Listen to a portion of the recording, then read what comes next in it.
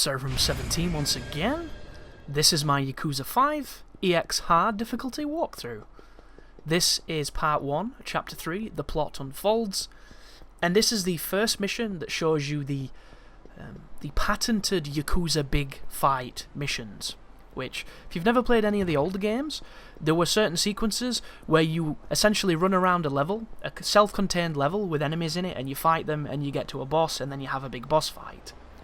The first one I came across whilst playing these games was on Yakuza 2, where you go to the Tojo, I think it's Tojo, sorry, it's not Spanish, the Tojo clan's headquarters, and you had to fight all the way through a bunch of dudes in there, and then come up against the boss at the end of it. And this one going to be very similar, we're just going to go to a different headquarters, and it's a really fun section, but there's a super tough boss, and there is an enemy there called Honda, who is an absolute asshole to new players, because he's a special class enemy, and he interrupts a lot of the things you do. He dodges and counters really well, and there's a ton of little shits knocking around that make it very difficult to do things.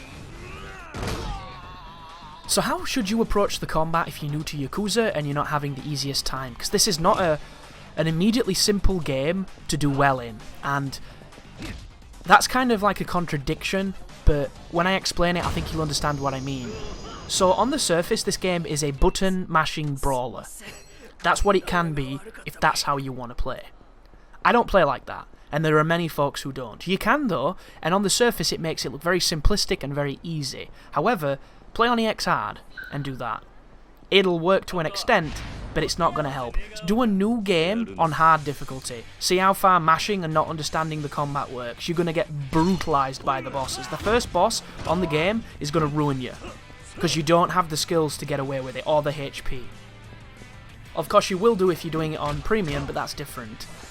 So once you get past this notion of mashing, you can get into a little of some of the systems that make it more interesting, more precise, and a lot more enjoyable, like the dodging, like the blocking, like the combination moves, like the dashing, the heat actions, of course, which will come regardless of whether or not you want to go into detail, the counter moves, understanding of how to prompt an enemy to attack you in a certain way, understanding the types of attacks enemies do, and understanding just how wonky certain features are. Like, this is a nice looking game for its time, but look at this room in here, look at the graphics.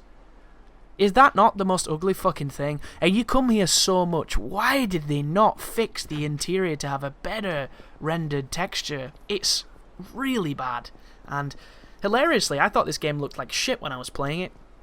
But it turns out this came out in 2012 in Japan, so it's a pretty old game at this point, and it's a reiterated version of Yakuza 3, which is essentially a worser looking version of this, which has some different design options, which makes it feel and play a lot differently, but very similar to, very familiar.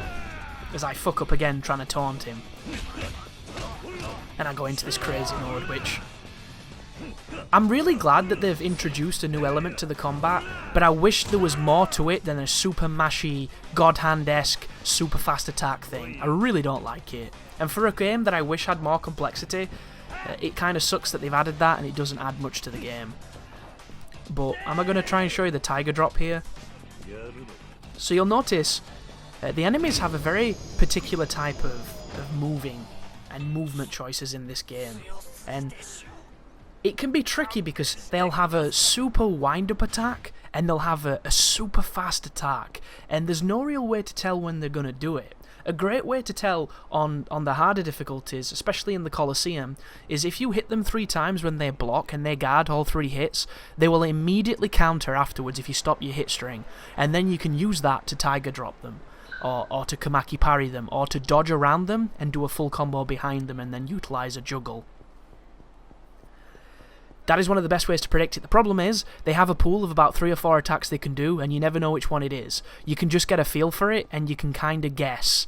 And a lot of the times you can see a lot of success with it, but occasionally it will fail you, so it's not a guaranteed, but it's a great strategy nonetheless. If an enemy has a long-range move that has a big wind-up, you can punish those really well. You just need to learn the sweet spots. And if you have heat mode and you're not holding the stance button, you can do the heat action counter, which is one of the most powerful heat actions in the game, because it doesn't have any range. You don't have to be close, you can be a mile away. As long as they're in an attacking animation, when it pops up, you can press it and you will teleport to them and do a counter-attack. Speaking of teleportation, as I intentionally fail this next mission so I can let these people get away, because I fucking hate the driving and it's one of the outcomes you can choose. Teleporting in this game is an interesting feature which will help you control groups quite safely. The best way to handle a full group of people without heat is to isolate one of them with a throw, or just throw one of them. Grabbing people in this game does not give you invincibility, but throwing people does. There are 3 types of people in this game when you throw. There are the people who are the bitches, who you just throw immediately. There are people who you fight to throw them by tapping the button and then you throw them. And then there are the fat people who cannot be thrown, who just break your grab. The one who can't be thrown, you can't really say anything about him. There are certain moments when you can throw him, but he has to be in a weakened state. The person who fights you, while you're scrapping with them to throw them, you're completely vulnerable and you can get interrupted by anything, and it's incredibly annoying. The guy who doesn't fight you and throws immediately is the one you're looking for. Run up to the skinny dude, grab him, as long as he doesn't dodge it and you look like a tit whiffing your throw, because whiffing throws on this game is amazingly easy to do and it will get you counterattacked every time, because the detection's not the best and it's incredibly slow to recover. But grab a dude, then you're invincible. You can toss him into his friends, it might knock them back a little bit, and then immediately afterwards, if you grab another guy and chuck him, you'll probably be in heat mode. A little tip I recommend is using the bloody bandages, or the bloody sirash, depending on which game you're playing. It is an item that on the surface looks very dangerous and stupid because it minuses all your defenses by 30. But in this game, guys, the damage isn't high enough to really worry too much about taking extra damage in it. You don't get damaged by anything.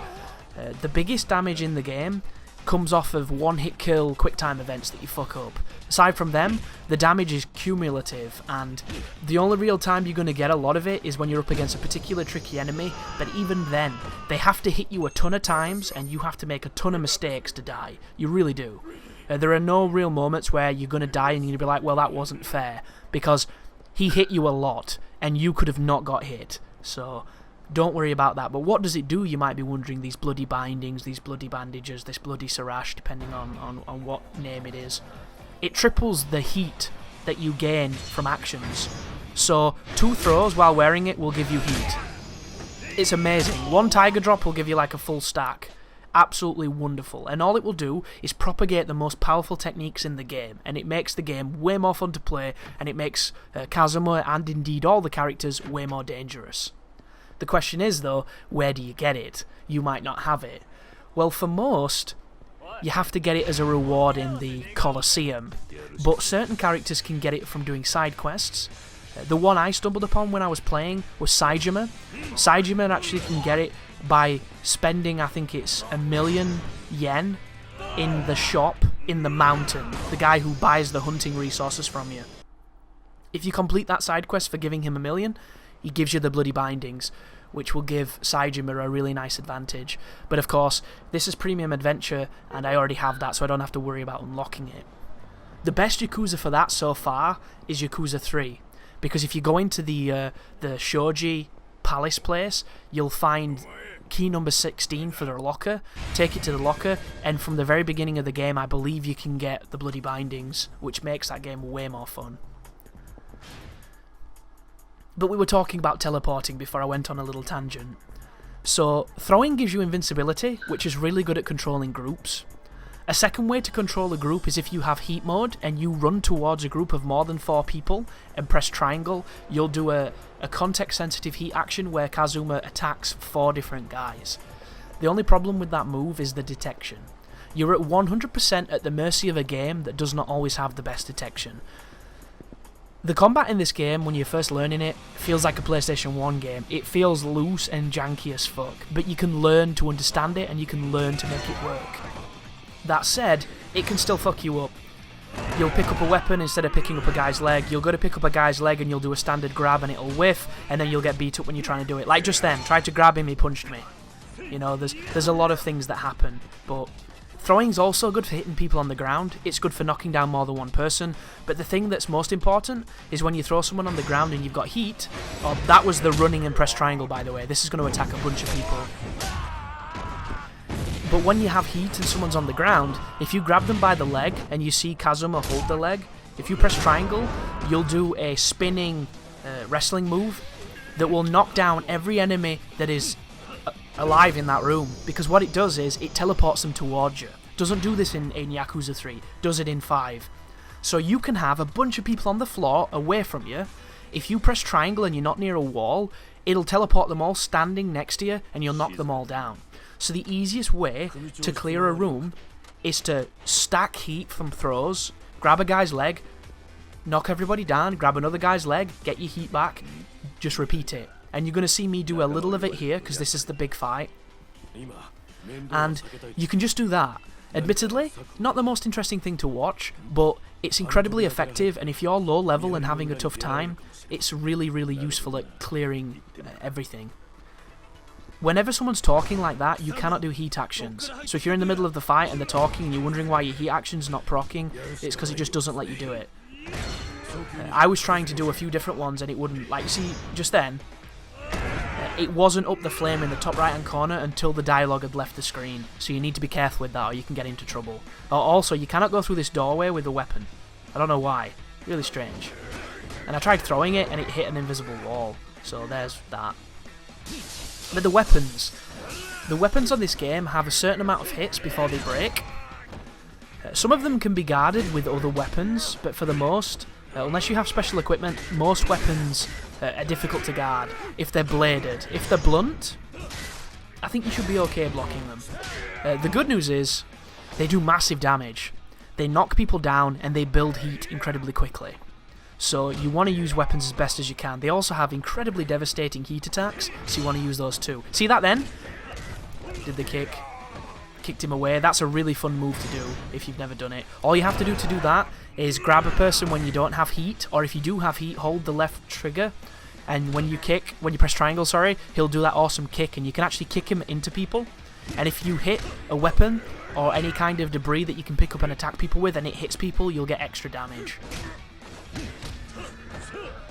But what this is going to be is an extended fight and an extended moment with no real opportunity to heal outside of items. I'm probably not going to use any items in this walkthrough. It doesn't really matter, it's all personal preference. The game gives you a ton of them, there's so many different things you can do, but I don't really want to be using that stuff because if you don't have it and my strategies rely on it, what's the point? Additionally, I have a lot of weapons that I made in the course of my first playthrough. And stuff like that, but I'm not going to be using too many of those because once again, if you don't have them, there's no real point. Because it's not really going to help you if I've got a super specific weapon strategy, unless I tell you how to get it and I show you how to get it and all that kind of stuff. But the throw counter there, incredibly useful. I'm such a fan of that move as we push forward with our heat and we move into this next room, which has got a ton of weapons to pick up. So many weapons as I try and dodge away. You'll notice though, when I try and cancel the whiffed grab into a dodge, it takes forever to do it. It really does. And it's a little bit frustrating too, because I'm playing Yakuza 4 at the moment. And in Yakuza 4, Akiyama has the ability to cancel triangle moves into dashes. And his dash can cancel almost every animation. It's absolutely wonderful. And it just makes me wonder, why doesn't everybody have it? It makes the game feel way more responsive, way quicker. And if Kazuma had it, it'd be so powerful, because I'm a little bit old-fashioned already from being quite new to this series, but I like playing as the main guy. I like this dude. You know, he's the person who I have the most fun with. He's got the moveset that I enjoy. And some of those new games, you know, you play as a lot of different people, and I'd really prefer to play as this dude, even though he's been in so many games at this moment. But this is Yahata. He's actually pretty tough, this guy. He's probably tougher than the last boss, because the last boss can be Tiger Drop to shit. This guy, his attack pattern was really strange. So, when you try and do a combo on him, he doesn't block. He just gets heat and armors through your moves. It's really strange. Didn't mean to do that again. Keep going into this mode by accident. When he blocks it, just grab him, because the grab does a lot of damage. Only problem is it's quite long and it wastes a lot of the heat. So if you watch this dude, he does a couple of dodges and he does these heat moves where he glows when he does them, these kind of special unique moves. Grabs me there, puts me down on the ground, and then immediately follows it with a couple of punches. That was a whiffed grab, which should have landed. Terrible detection. And he's got like a standard combo. Tried to do a tiger drop just then, didn't get everything from it. Normal hits land perfectly on him. Nothing too special there, but he recovers really quick. So you try and do stuff in it and he punishes it, but he doesn't do a ton of damage, as you can see. I'm not wearing any crazy armor. I'm wearing armor that lowers my defense. So just goes to show that the damage that they deal to you is not that impressive. It does add up though, and these can be quite long fights. So I'm just kind of thinking, like, how would you engage this dude if you wanted to take advantage of him? And I pick up this big vase and smash it on his face, which is all good. But like, getting behind him, he seems to recover quite quickly. The counters work, but his pattern seems really random. He dodges the push block, which is what you do to stop people from landing lots of hit strings on you. That's a good move to counter, but he doesn't do it all that often. There was an interruption, doesn't counter the interruption, doesn't block, so you can't set him up for any of the guaranteed damage. There is a really good dodge just then, try and get behind him, but the recovery's a little bit too long. Another whiffed grab, and he does the big hit. But this entire time, I could have been moving away from him and doing the heat action parry, but I wanted to kind of show you that it's not really to be feared, this difficulty, even though it sounds quite intimidating, because it's really manageable, and it's a lot of fun as well. That was a parry, a tiger drop, which did real nice damage, but did you notice how it didn't flinch him? Didn't knock him over? Which means you'll have to land a ton of those to put that guy on his back, which means you can't do any bounding against him. And if you're unfamiliar with bounding, did you see that just then? I was in heat, I ran towards him, and I didn't get the prompt to do the special move. And I think it's because the dialogue was on the screen. It might have been because I didn't quite have max heat at that moment to do it. I'd have to watch it back. But here is the next sequence, and you'll notice we have the life that we inherited from those last two fights, and there's quite a big fight coming up as we progress out of the house. So this is as close to an endurance fight in this game as it gets, and if you die on this difficulty, you will have to go back to the last time you saved, and in this particular mission, you cannot save during this entire encounter, so it'll be back before you came here, which is a little harsh, I think, but judging from the difficulty so far, it really doesn't seem much harder than hard. Of course, if I was on a new game, it might be a little different. It does bode a pretty interesting question though, because as much as I like to do hardest difficulties, I really feel that this is way easier than New Game Hard, because New Game is tough as balls, dude. When you don't have the moves, when you can't dodge a lot, when you can't block long strings, and you can't recover from blocks, and you don't have your damage dealers, this game is tough, because then you have to really know your fundamentals, and you have to really be on the ball, because they do so much more damage than you. And in Yakuza 2, I played it on normal, because you can't pick hard on that game until you beat it, and I did it without upgrading my life, and that game was really hard to somebody who'd never played a Yakuza game before. Yakuza 3 on hard from a new game is way harder than Yakuza 5. Way harder than Yakuza 4 as well. Like, really, really difficult, that one. Same with the Colosseum. Yakuza 3 has the toughest Colosseum I've been in, and I did everybody in the Colosseum on 2 and everybody on the Colosseum on 5. Yakuza 3 has an enemy I can't beat because he's a fucking bitch, and he's a special enemy who has the same moveset as the last boss, only he's a massive bitch about it. And the bounding and the damage he can do to you in that Colosseum is really eye-opening. I just hate that fight so much. Everybody else is a piece of piss, but that guy, super tough.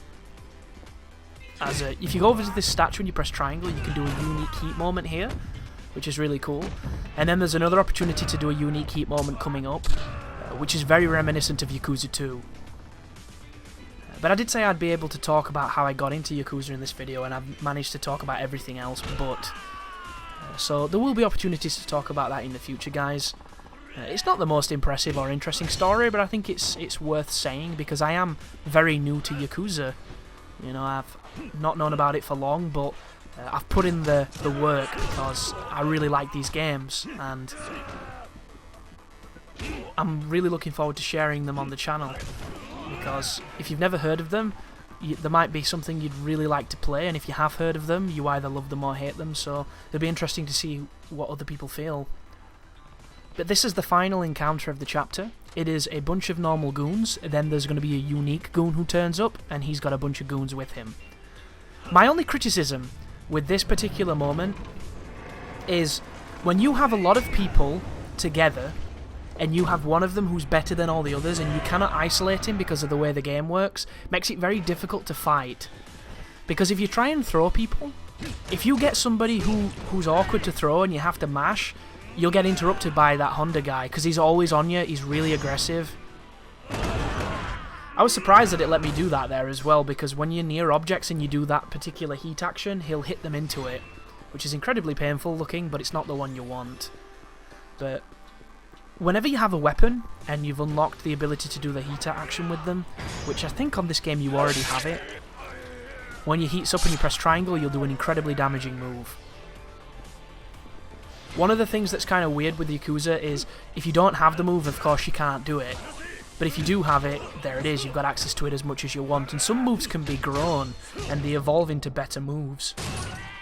And Yakuza 4 actually keeps track of these and shows you which ones have potential to be mastered. This game doesn't seem to have that, which is kind of confusing. It's a bit like a misstep, if you ask me.